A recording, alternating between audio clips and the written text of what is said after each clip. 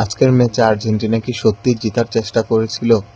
যেখানে Spain shot নিয়েছে ১৯টা, shot on target নিয়েছে ১০টা, সেখানে আর্জেন্টিনা পুরো ম্যাচে একটা শটও নিতে পারেনি। বল পজিশন ধরলেও স্পেন প্রায় ৭০% বল তাদের দখলে রেখেছিল, সেখানে আর্জেন্টিনা মাত্র ৩২% বল তাদের দখলে রেখেছে।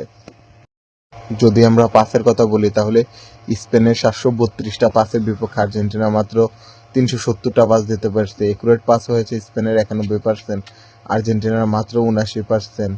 তার মধ্যে ফাউল ২২টা, ইয়েলো কার্ড ৪টা এবং রেড কার্ড ১টা। কর্নার পেয়েছে স্পেন যেখানে ৯টা, আর আর্জেন্টিনা পেয়েছে মাত্র একটা। এখানেই বোঝা যাচ্ছে যে স্পেন কতটা আক্রমণাত্মক খেলেছে।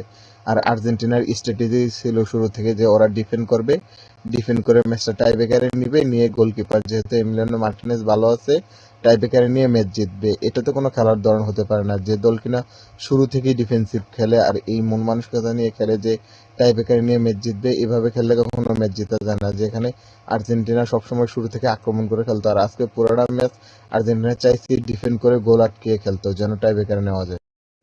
আর আক্রমণাত্মক খেলবি কিভাবে, সম্পূর্ণটাই কোচের ভুল স্ট্র্যাটেজি ছিল, যেখানে আর্জেন্টিনা প্রতিটা ম্যাচে ৩ জন স্ট্রাইকার বা ফরওয়ার্ড লাইনের খেলোয়াড় নিয়ে খেলে, আলমাদা, লাউতারো মার্টিনেজ, আলভারেজ, মেসি। সেখানে আজকে শুধুমাত্র মেসি আর আলভারেজ ৮০ মিনিট পর্যন্ত খেললো, তারপর থেকে মেসি একা খেলছে। অর্থাৎ আর্জেন্টিনার স্ট্র্যাটেজি ছিল যে ওরা ডিফেন্ড করবে, করে ম্যাচ ড্র করে টাইব্রেকারে নিবে। এভাবে খেললে তো কখনোই ম্যাচ জেতা যাবে না। মাত্র একজন স্ট্রাইকার দিয়ে কি অ্যাটাক হয় কি নাকি? ইংল্যান্ড ম্যাচ থেকেও কি আর্জেন্টিনা শিক্ষা নিতে পারলো না? ইংল্যান্ড এইভাবে আর্জেন্টিনার সাথে ডিফেন্ড খেলতে গিয়ে ম্যাচটা হারলো, পরবর্তীতে অ্যাটাকিং খেলে ফ্রান্সের মতো দলকে ৬টা গোল দিয়ে ম্যাচ জিতেছে। কিন্তু আর্জেন্টিনা এটা দেখার পরও শুরু থেকে ডিফেন্ড খেলেছে। তারা স্ট্রাইকার যদি না খেলে তাহলে কিভাবে আক্রমণ হবে? আর তারা উপরে বল খেলতেই চায়নি, তারা চাইছে স্পেনের পায়ে বল দিয়ে ডিফেন্ড করতে। এখন স্পেন যদি পায়ে বল নিয়ে ২০টা আক্রমণ করে, সেখান থেকে তো একটা গোল হবেই। আর্জেন্টিনা তো সুযোগ করে দিয়েছে স্পেনকে আক্রমণ করার জন্য।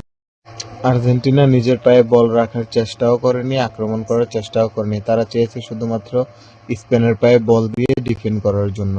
এভাবে কখনো বিশ্বকাপ জেতার চিন্তা করা যায় না। এতদিন কি ম্যাচগুলো খেলেছে, কিভাবে আক্রমণ করেছে, প্রতিপক্ষ ডিফেন্স নড়বড়ে হয়ে গেছে আর্জেন্টিনার আক্রমণে। আর আজকে আর্জেন্টিনা একটা শটও চেষ্টাই করেনি আক্রমণ করার। যাই হোক, খুব হতাশ লাগতেছে, এভাবে হারবে আর্জেন্টিনা।